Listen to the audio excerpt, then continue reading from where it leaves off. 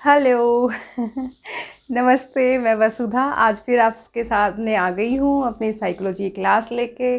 और आज हम बहुत ही इम्पोर्टेंट एंड इंटरेस्टिंग टॉपिक पढ़ने जा रहे हैं।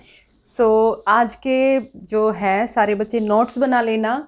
और एक एक क्वेश्चन जो है इम्पोर्टेंट है, क्योंकि इनमें से जो है एच टेट में पीजीटी जो साइकोलॉजी वाला एच टेट है उसमें, और जो तुम पेडागोजी वाला करते हो उसमें, और तुम्हारे काउंसलर वाले में, और डीएसएसबी का ईवीजीसी वाला है, नेट है, उसमें ये क्वेश्चंस आते ही आते हैं। ठीक है ना। तो उससे पहले मैं ये कहना चाहूँगी कि बार बार क्वेश्चन मत पूछा करो यहाँ पे कमेंट्स में। टेलीग्राम पे आओ, टेलीग्राम पे क्वेश्चन पूछो। ठीक है। पहले मेरा कमेंट सेक्शन ऑफ था, मतलब मुझे थोड़ा सेटिंग्स नहीं करनी आ रही थी, टेक्निकल नॉलेज मुझे थोड़ी कम है, तो वो मैंने कर दिया है ओपन। अब तुम लोग वहाँ पे आके करो जितना भी तुम लोगों को क्वेश्चन करने हैं। फिर मैं वो डिस्क्रिप्शन में तुमको लिंक तो देती हुई, तो वहाँ पे करो। तुम यहाँ पे क्वेश्चंस पूछते हो, मुझे रिप्लाई देना मुश्किल हो जाता है ना। तो वहाँ पे तुम लोग क्वेश्चन पूछा करो। और उसके अलावा क्या बोलूँ, हैप्पी रोज़ डे। मुझे नहीं पता आज कौन सा डे है, लेकिन जौन सा भी डे है वही हैप्पी तुम्हारे लिए, सबके लिए। ठीक है। तो आज हम जो बात करते हैं, आज हम बात करते हैं एक्सपेरिमेंट की। कि अब तक हमने देखा कि कोरिलेशन पढ़ा, कैसा लगा, अच्छा लगा, समझ में आया ना सबको? कमेंट किया करो, बताया करो, मुझे पता चले कि तुमको समझ आ रहा है कि नहीं आ रहा है। तो आज हम बात करते हैं कि एक्सपेरिमेंट का। जब हम कोई एक्सपेरिमेंट करते हैं, साइकोलॉजी में पढ़ा है ना, साइंटिफिक होती है साइकोलॉजी। साइकोलॉजी को बिल्कुल भी ऐसे एवी सा सब्जेक्ट लेने की ज़रूरत नहीं है भाई, हल्के में। बहुत ही मतलब हमारा साइंटिफिक सब्जेक्ट होता है ये। तो साइकोलॉजी में जब हम पढ़ रहे होते हैं तो एक्सपेरिमेंट क्या होता है।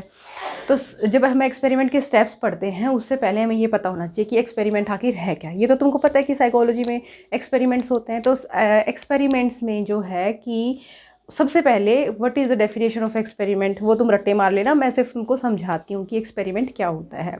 एक्सपेरिमेंट ये होता है कि जब तुम किसी एक वेरिएबल का को तुम स्टडी करते हो दूसरे वेरिएबल के साथ। अब वो वेरिएबल क्या, वो भी बताती हूँ। ठीक है। तो तुम क्या देखते हो, कोज एंड इफेक्ट। ये याद रखना, सिर्फ इतना टर्म याद रखना कि जब तुम कोज एंड इफेक्ट रिलेशनशिप देखते हो तो वहाँ पे एक्सपेरिमेंट होता है। अब कोज एंड इफेक्ट मतलब कि तुमको कारण पता होता है, और फिर उस कारण का तुमको इफेक्ट, ठीक है, कारण पता होता है और क्या होता है, उसका इफेक्ट पता होता है कि ऐसा हुआ क्योंकि इसके पीछे का ये कारण था। उसको क्या कहेंगे, एक्सपेरिमेंट बोलेंगे। समझ में आ रही है बात? कि हम जहाँ पे कोज देखेंगे वहाँ पे उस कोज के साथ उसका इफेक्ट भी देखेंगे। हम स्टडी में क्या करेंगे, जैसे कि पेवलव का एग्जाम्पल देती हूँ। पेवलव के एग्जाम्पल में क्या था, उन्होंने डॉग था, डॉग को उन्होंने यहाँ पे चैन से बांध दिया। चैन से बांधने के बाद उन्होंने क्या देखा कि जो उनको सेलिवेशन हो रहा था, वो सेलिवेशन होने का उन्होंने क्या देखा, कोज देखा, कारण देखा ना कि क्यों सेलिवेशन हो रहा था। फूड के आने की वजह से बैल के साथ उन्होंने क्या की, कंडीशनिंग की। तो कोज देखा, कोज था फूड, और इफेक्ट क्या था, सेलिवेशन। स्लाइवा आ रही थी, मतलब कि जो राल होती है, जो लार होती है, वो लार आ रही थी। तो इफेक्ट क्या था, स्लाइवा थी, और कोज क्या था, फूड था। ये क्या था, उनका एक एक्सपेरिमेंट था। समझ में आया? इससे और भी छोटा समझाऊं? जैसे तुम ये देख सकते हो, मुझे एक इमीडिएट ना एग्जांपल्स याद करने थोड़े मुश्किल हो जाते हैं। जैसे कि चलो मैं अपना एग्जांपल लेती हूँ, दूसरों का छोड़ो। जैसे कि मुझे बच्चों ने बोला कि मैम काउंसलर का एग्ज़ाम आ रहा है, क्लासेस शुरू करो, ऑनलाइन क्लासेस का ज़माना है। तो मुझे लगा कि चलो मैं यूट्यूब पे क्लासेस स्टार्ट कर देती हूँ। तो मेरे क्लासेस स्टार्ट करने का कोर्स क्या था कि बच्चों के एग्ज़ाम्स आ रहे हैं, और इफ़ेक्ट क्या हुआ कि मैंने क्लासेस स्टार्ट कर दी। ये भी एक एक्सपेरिमेंट हो गया। Simple, take it as simple. जितना सिंपली तुम कर सको, जितने सिंपल एग्जाम्पल्स के साथ याद करोगे चीज़ों को, उतना सिंपल तुमको पता चल जाएगा। और एग्जाम्पल भी तुम तभी कहीं पे सेट कर पाओगे जब तुमको कॉन्सेप्ट पता होगा किसी चीज़ का। और जब तक कॉन्सेप्ट नहीं पता, ना ही तुम एग्जाम्पल्स बना पाओगे, और ना ही तुम क्या कर पाओगे, क्वेश्चन को सोल्व कर पाओगे। उस क्वेश्चन में गोल गोल घूमते रह जाओगे, चाहे फिर तुम क्वेश्चन के कितने रट्टे लगा लो। ठीक है। तो एक्सपेरिमेंट क्या होता है, जहाँ पे कोज एंड इफेक्ट देखा जाता है। ठीक है। ज़्यादा तुमको डेफिनेशंस रटने की ज़रूरत नहीं। ठीक है, क्लियर? अब उसके बाद क्या करते हैं हम लोग, सिलेक्शन करते हैं। सबसे पहला जो हमारा स्टेप होता है, सिलेक्शन किसका करते हैं, क्या होता है सिलेक्शन। सिलेक्शन तुम्हें पता चल गया, अभी मेरा नौकरी में सिलेक्शन हो गया है, मेरा एमबीए में सिलेक्शन हो गया, मेरा पीएचडी में सिलेक्शन हो गया, मेरा यहाँ सिलेक्शन हो गया, मेरा वहाँ सिलेक्शन हो गया। ये सिलेक्शन तो हो गया।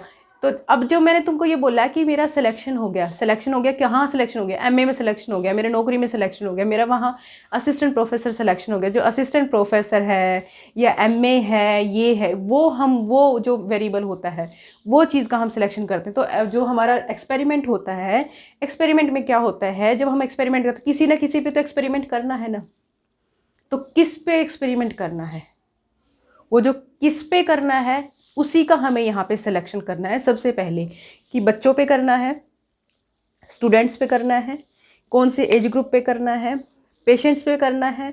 तो कौन से पेशेंट्स पे करना है, डिप्रेशन पे करना है या कैंसर पे करना है, डायबिटीज़ पे करना है या लंग पेशेंट्स पे करना है, किडनी पेशेंट्स पे करना है या किस पे करना है, फीमेल्स पे करना है तो कौन सी फीमेल्स पे करना है, जो घर पे रहती है उन फीमेल्स पे करना है या फिर जो नौकरी करने वाली फीमेल्स है। अगर नौकरी करने वाली फीमेल्स हैं तो कौन सी फीमेल्स है, पुलिस वाली हैं, बैंक वाली हैं, टीचर हैं, फॉरेन में रहती हैं, किस पे हम एक्सपेरिमेंट करना चाहते हैं, इंसान पे, जानवर पे, पेड़ पौधों पे, हवा पे, किसी भी चीज़ पे, उसका हम सबसे पहले क्या करते हैं, सिलेक्शन करते हैं। क्लियर, आ गया समझ में? किस पे करना है एक्सपेरिमेंट, किस पे करेंगे, इसको साइकोलॉजी में पॉपुलेशन भी बोला जाता है। ठीक है, हम किसका सिलेक्शन करते हैं, पॉपुलेशन का सिलेक्शन करते हैं। क्लियर हो गया? बिल्कुल ईजी था, कोई डरने वाली बात नहीं। उसके बाद पॉपुलेशन भी तुम्हारे उस पे पेपर में आ सकता है कि what does a population define, population का मतलब क्या होता है साइकोलॉजी में। तो पॉपुलेशन का मतलब होता है जब हम जो अपना जिस पे हमें एक्सपेरिमेंट करना होता है उसको पॉपुलेशन बोला जाता है। हमारे सब्जेक्ट्स जो होते हैं उसको क्या बोला जाता है, उसको पॉपुलेशन बोला जाता है। द नंबर ऑफ सब्जेक्ट्स, ठीक है, 200 की पॉपुलेशन थी, 400 की पॉपुलेशन थी, 10 थी, पॉपुलेशन कितनी ली, 10 ली, 10 सब्जेक्ट, पॉपुलेशन कितनी थी तुम्हारी, कितना सैंपल था पॉपुलेशन का, 50 का। इसका मतलब क्या कि तुमने 50 लोगों पे एक्सपेरिमेंट किया। ठीक है, अब बात आ गई किसकी, वेरिएबल्स की। वेरिएबल्स कौन होते हैं, यही क्या होते हैं वेरिएबल्स, इंटेलिजेंस अपने आप में एक वेरिएबल है, एज अपने आप में वेरिएबल है, ठीक है, और क्या, इमोशनल मैच्योरिटी वेरिएबल है, एमए वेरिएबल है, ठीक है, हर चीज़ जिसको हम मेज़र करना चाहते हैं वो वेरिएबल है। जैसे कि हमने ये देखना चाहा कि इमोशनल मैच्योरिटी को हमें मेज़र करना है तो इमोशनल मैच्योरिटी वेरिएबल, मतलब हम एक का दूसरे के ऊपर जो इफेक्ट देखना चाहते हैं वो वेरिएबल्स होते हैं। तुम लोगों को पता ही है इसके बारे में, मुझे ज़्यादा बताने की ज़रूरत नहीं है, बस मैं एग्जांपल दे के बताना चाहूँ। जैसे हम देखना चाहते हैं कि एज का इफेक्ट देखना चाहते हैं किसके ऊपर, लर्निंग के ऊपर या इंटेलिजेंस के ऊपर। एज अपने आप में एक वेरिएबल है, लर्निंग अपने आप में एक वेरिएबल है। ठीक है, क्लियर, छोटी छोटी बातों पे ज़्यादा टाइम नहीं लगाऊंगी मैं। ऑपरेशनलाइजेशन, ठीक है, वेरिएबल का मतलब क्या होता है कि जब हम एक दूसरे के को क्या करना चाहते हैं, to see the effect of one variable to another, मतलब एक दूसरे के ऊपर हम उसका इफेक्ट देखना चाह रहे होते हैं। अब ऑपरेशनलाइजेशन की ध्यान से सुनो, ये तुम्हारे लिए शायद एक नया शब्द होगा, लेकिन ये साइकोलॉजी में एक नंबर के क्वेश्चन होते हैं, सॉरी, लेकिन वो आ जाता है तो तुम लोगों को ये फिर थोड़ा मुश्किल हो जाता है। देखो, अब ऑपरेशनलाइजेशन में क्या होता है कि जब हम एक्सपेरिमेंट कर रहे होते हैं ना, तो हर एक्सपेरिमेंट में ज़रूरी नहीं है कि देखो, जैसे तुम लोगों ने साइकोलॉजिकल टूल्स देखे होंगे, साइकोलॉजिकल टूल्स में तुमने ये देखा होगा कि सेल्फ एस्टीम का टूल है, एग्रेशन का टूल है, सेल्फ कॉन्सेप्ट का टूल है, और क्या कहते हैं कि ऑल्ट्रिज्म का टूल है ना। और अलग अलग राइटर्स ने अलग अलग टूल बनाए हैं, अलग अलग बनाए हैं। तो तुम जैसे सेल्फ एस्टीम का हमने रोजनबर्ग सेल्फ एस्टीम ले लिया, जलोटा का इंटेलिजेंस ले लिया हमने। तो ये हम लेंगे तो इनमें हम क्या देखेंगे, आइटम्स देखेंगे कि वो क्या मेज़र करता है। वो जो है, मान लो कि जलोटा वाला क्या मेज़र करता है, जलोटा के जो आइटम्स हैं, आइटम्स किसको कहते हैं, जो स्टेटमेंट्स होती हैं उनको आइटम्स कहते हैं, तो वो क्या मेज़र कर रहे हैं, है ना। तो ऐसे ही जैसे मान लो कि यहाँ पे ऑपरेशनलाइजेशन में एक एक्सपेरिमेंटर ये मेज़र करना चाहता है कि किसी बच्चे में कोई टीवी सीरियल देख के अग्रेशन, किस लेवल का अग्रेशन उसमें आ जाता है, तो वो क्या करेगा कि वो एक ऐसा कार्टून को डेवलप करेगा और उस बच्चे को दिखाएगा। ठीक है, तो उस बच्चे को दिखाने के बाद वो उस बच्चे को फिर क्या करेगा, ऑब्जर्व करेगा। ठीक है, ऑब्जर्व करेगा तो उस जो एक्सपेरिमेंटर है, उस एक्सपेरिमेंटर ने अपनी एग्रेशन में, ज़रूरी नहीं है कि मैंने जो चीज़ों को एग्रेशन में डाला वो एक्सपेरिमेंटर भी उस चीज़ को अपने उसमें लिस्ट ऑफ एग्रेशन में डाले। उसकी लिस्ट ऑफ एग्रेशन की कुछ और हो सकती हैं, मेरी लिस्ट ऑफ मतलब कुछ चीज़ें तो मैच करेंगी लेकिन सारी मैच नहीं करेंगी। जैसे कि कुछ एग्रेशन में जैसे आईज़ को, बड़ी आईज़ को ऐसे करके दिखाना, ठीक है, ऐसे थप्पड़, ये भी साइन ऑफ एग्रेशन है, ठीक है। लेकिन दूसरे एक्सपेरिमेंटर ने शामिल किया कि उसको बीट करना, उसको लात मारना, घुसा मारना। तो वो जो स्टेप्स होंगे, इसको ध्यान से सुनो, वो जो स्टेप्स होंगे जो उस एक्सपेरिमेंटर ने उसके एग्रेशन के लिए जो स्पेसिफिक उसने जो ऑपरेशनलाइजेशन किए, उनको हम क्या कहेंगे? ऑपरेशनलाइजेशन कहेंगे, ठीक है। रिपीटेड सुन लेना, अगर कहीं पे कुछ कन्फ्यूज़न हो तो मुझे वापस मैसेज कर देना, कमेंट मत करना प्लीज़। वहाँ पे क्या टेलीग्राम पे मैसेज कर देना कि मैडम ऑपरेशनलाइजेशन समझ नहीं है, तो I will let you know the definition again, ठीक है। उसके बाद आते हैं कि हमारे जो वेरिएबल होते हैं वो दो टाइप के होते हैं, एक होते हैं इंडिपेंडेंट और एक होता है डिपेंडेंट, ठीक है। इंडिपेंडेंट वेरिएबल कौन सा होता है? ये एस्टेट में क्वेश्चन आया था, और ये क्वेश्चन तुम्हारा इसमें भी आया था, ईवीजीसी में भी, काउंसलर वाले में भी आ सकता है। ये तो भाई बड़ा ही कॉमन क्वेश्चन है साइकोलॉजी में। इंडिपेंडेंट वेरिएबल जिसमें मैनिपुलेशन कर सकते हैं, इतनी बात याद रखना बस। इंडिपेंडेंट मैनिपुलेशन, इंडिपेंडेंट मैनिपुलेशन कैसे मैनिपुलेट कर देते हो तुम उसको? कैसे कर सकते हो जी? वेरिएबल को हम कैसे मैनिपुलेट कर देंगे? कर सकते हैं, कैसे कर सकते हो? चलो दोनों का एग्जाम्पल साथ लेते हैं। डिपेंडेंट क्या होता है? डिपेंडेंट वो होता है जिस पे जो रिस्पॉन्स आता है ना, हमारा रिस्पॉन्स आता है जो डिपेंड है, ऐसे याद करो, जो डिपेंड है किसी दूसरे के ऊपर, ठीक है। तो जैसे कि हमारा रिजल्ट नहीं आया, हम किसके ऊपर डिपेंड हैं? अपनी टीचर के। टीचर चेक करेगा और हमारा रिजल्ट दे देगा, तो हम क्या हो गए? डिपेंडेंट हो गए। हमारा रिस्पॉन्स जो आएगा, तो जहाँ पे रिस्पॉन्स को मेज़र किया जाता है वो क्या हो गया? डिपेंडेंट हो गया। और जो इंडिपेंडेंट हो गया, जो टीचर हो गया चेक करने वाला, वो क्या हो गया? वो इंडिपेंडेंट हो गया। उसका मर्जी होगी, जब जब करेगा वो चेक। समझ में आ रहा है बात? उसकी जब मर्जी होगी वो तब चेक करेगा। जैसे तुम मेरी वीडियोस देखते हो, अब मैं क्या हूँ? इंडिपेंडेंट हूँ। जब मुझे टाइम लगेगा, जब मैं अपनी कंफर्ट के हिसाब से अपने उसके से मैं वीडियो बनाऊंगी, तो मैं क्या हूँ? इंडिपेंडेंट वेरिएबल हो। और कोई बच्चा जो मेरी वीडियो देखता है डेली, वहाँ से प्रिपरेशन करता है, वहाँ से नोट बनाता है, तो वो डिपेंडेंट वेरिएबल हो गया, ठीक है। आया समझ में? बहुत ईजी था ना। एक और एग्जाम्पल देती हूँ। जैसे तुम लोगों को देखना है द इफेक्ट ऑफ स्टडी तुमको the effect of study on learning, तुमको ये देखना है, यहाँ पे ये मेज़र करना है। अब तुम सिंपली एक चीज़ देखो, द इफेक्ट ऑफ स्टडी मतलब स्टडी क्या होगी? स्टडी अपने आप में एक इंडिपेंडेंट वेरिएबल हो गया। इंडिपेंडेंट कैसे हो गया? 2 घंटे भी पढ़ लिया, 4 घंटे भी पढ़ लिया, 6 घंटे भी पढ़ लिया, वो इंडिपेंडेंट वेरिएबल है। और जो लर्निंग तुमको हुई उससे, वो क्या है? डिपेंडेंट है। डिपेंड करती है कि तुमने कितने आवर्स की स्टडी की। I hope this is clear to you. इसको भाई बिल्कुल ऐसे नहीं कि भाई मैडम ने बोल दिया और चलता कर दो, नहीं, बिल्कुल ध्यान से, ठीक है। डिपेंडेंट है। रिस्पॉन्स जो है, अब जितनी तुमने मेहनत करी उसका वैसे रिजल्ट आ जाएगा। तो जो रिजल्ट है वो डिपेंडेंट है किस पे? मेहनत के ऊपर। तो मेहनत क्या है? तुम्हारा इंडिपेंडेंट वेरिएबल है। सिंपल, ठीक है। आगे चलो। रोज डे में बिजी हो गए? नो। हाँ मतलब करो, ज़िंदगी में सब कुछ करना चाहिए, हर चीज़ को तुमको एक्सपीरियंस करना चाहिए। क्योंकि एक्सपीरियंस क्या है? लाइफ एक्सपीरियंस क्या है? डिपेंडेंट है किसके ऊपर? किसके ऊपर डिपेंडेंट है भाई? लाइफ इवेंट्स के ऊपर। जितने लाइफ इवेंट्स को एंजॉय करोगे उतना ही तुमको एक्सपीरियंस होगा, तभी तो सीखोगे ना, जब हर कुछ करके देखोगे। Life is itself an experiment.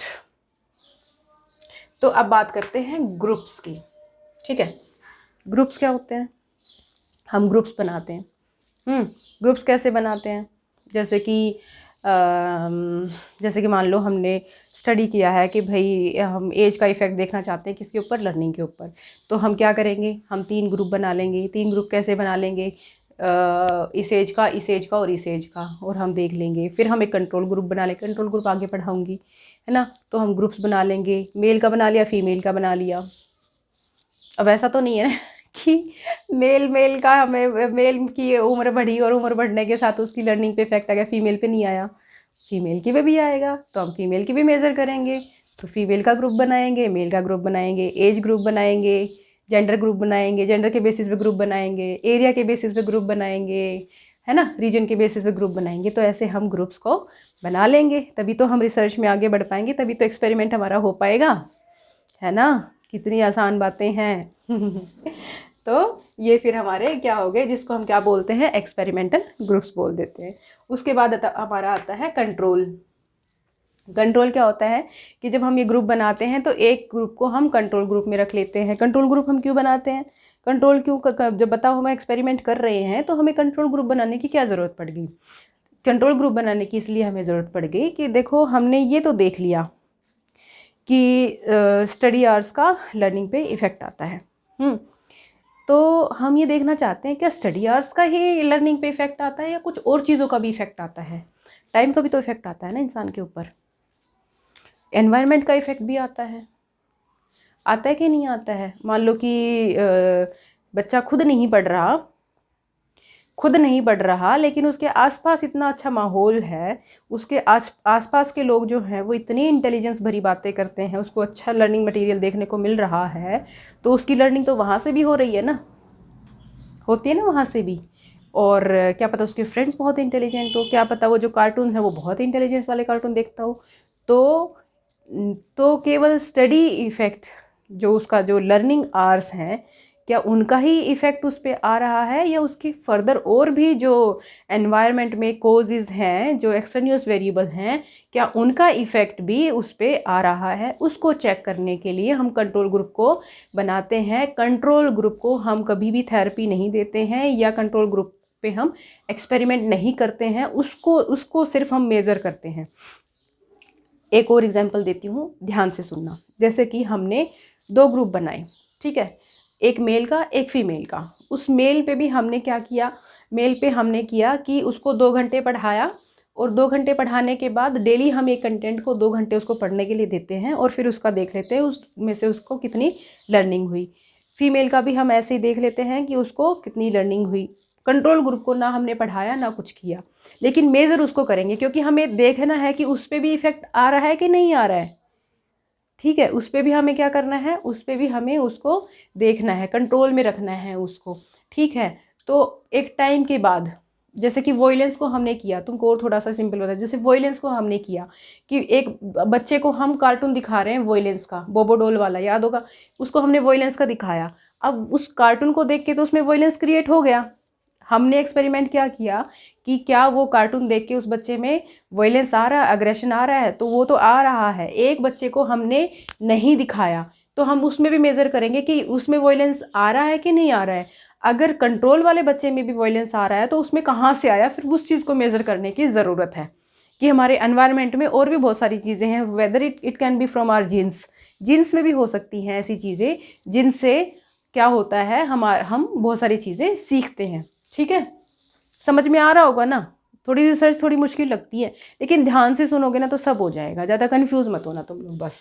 फिर उसके बाद है रैंडमाइजेशन। रैंडमाइजेशन क्या होता है, रैंडम सिलेक्शन कर लेते हैं चीज़ों का। जैसे मान लो कि जैसे जैसे कि चावल बना रहे हो तुम लोग हैं, और चावल बना के तो जब तुम को ये देखना है कि चावल पक गया कि नहीं पक गया है, तो तुम ऐसे थोड़ी है कि सारे ही चावल निकाल के देखोगे पका, ये देखो ये पका, ऐसे नहीं करते हो। तुम क्या करते हो, तुम एक चम्मच साइड में से निकालते हो, कहीं से भी निकालते हो और उसको ऐसे दबा के देखते हो, हाँ पक गया, तो इसका मतलब सारे चावल पक गए।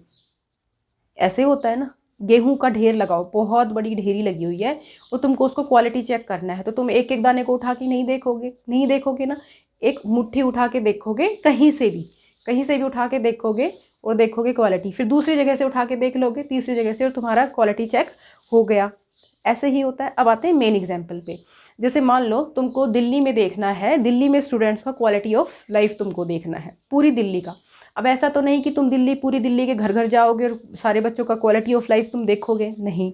तुम क्या करोगे, दिल्ली के चार डिस्ट्रिक्ट्स को ले लोगे। नॉर्थ के डिस्ट्रिक्ट ले लिए, ईस्ट के डिस्ट्रिक्ट ले लिए, वेस्ट और साउथ के तुमने 4 डिस्ट्रिक्ट ले लिए, और 4 डिस्ट्रिक्ट्स में से तुमने चार जगह को सिलेक्ट कर लिए और रैंडम सैम्पलिंग 200 लोगों का तुमने सैंपल ले लिया, टोटल 800 का तुम्हारा सैंपल हो गया और तुम उस पर क्या करोगे, फिर अपना फर्दर एक्सपेरिमेंट अप्लाई कर दोगे। अब इसमें रैंडमाइजेशन क्या हुई, रैंडमाइजेशन ये हुई जब एक इतनी बड़ी जब पॉपुलेशन होती है तो हम पूरी का नहीं मेज़रमेंट कर सकते हैं, तो उसमें से हम क्या करते हैं, रैंडम मतलब कि ऐसे ही लोगों को चूज़ कर लेते हैं जिसमें हर तबके के और हर एजुकेशन लेवल के हर जगह के लोगों को ऐसे ही हम उठा लेते हैं एक सैंपल के तौर पे, ताकि उसमें बायसनेस ना आ सके।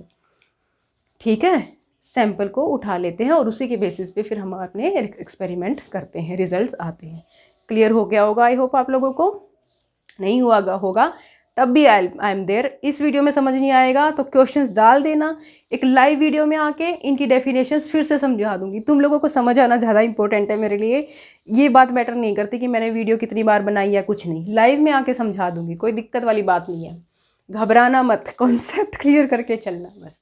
ठीक है, अब आता है प्लेसबो इफेक्ट। प्लेसबो इफेक्ट क्या होता है, एक होता है एक्सपेरिमेंटल इफेक्ट, एक होता है प्लेसबो इफेक्ट। प्लेसबो इफेक्ट क्या होता है, प्लेसबो इफेक्ट होता है जैसे कि मान लो किसी को ऐसे लग रहा है कि हाय मेरे घुटने में पेन है, हाय मेरे घुटने में पेन है, तो हम उसको क्या करेंगे कि कई बार ना साइकोलॉजिकल रीजंस की वजह से भी होता है इंसान को, वैसे ऐसे घबराहट हो रही थोड़ी देर के लिए, तो वो रिलैक्स फील नहीं कर पा रहा, तो हम उसको क्या करेंगे, हमने उसको ऐसे ही पानी का एक टैबलेट दे दिया और उसको खा के थोड़ी देर के बाद हाँ नाउ आई एम रिलैक्स्ड, तो उसको ऐसे रिलैक्स फील होता है।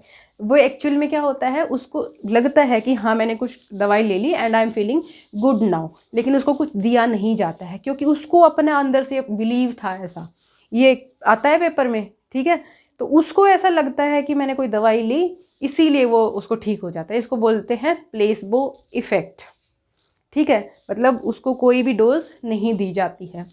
ठीक है, उसको सिर्फ ऐसा शो किया जाता है कि तुमको हमने कर दिया, एक्सपेरिमेंट तुम्हारे ऊपर कर दिया। ठीक है, उसके बाद आता है एक्सपेरिमेंट इफेक्ट। एक्सपेरिमेंटल इफेक्ट क्या होता है, वो तो एक्सपेरिमेंट में क्या होता है, कोज एंड इफेक्ट, मतलब एक्सपेरिमेंटल इफेक्ट क्या होगा, जिसमें रिजल्ट्स को हम देखेंगे ना, जब हमने एक्सपेरिमेंट किया तो जो रिजल्ट्स आए, अब रिजल्ट्स में हम देखेंगे ना कि एक्सपेरिमेंट में क्या निकल के आया, वही तो हमारा मेन है ना, कि मैंने ये देखा था कि स्टडी का कितने आवर्स की स्टडी का लर्निंग पे इफेक्ट आता है। 2 घंटे की पढ़ाई करी तो रिजल्ट क्या है, ओहो 2 घंटे की पढ़ाई से ये रिजल्ट आए। तो हम जो रिजल्ट्स को जब मेज़र करते हैं, जब रिजल्ट्स को हम चेकआउट करते हैं तो उसको क्या बोलते हैं, एक्सपेरिमेंटल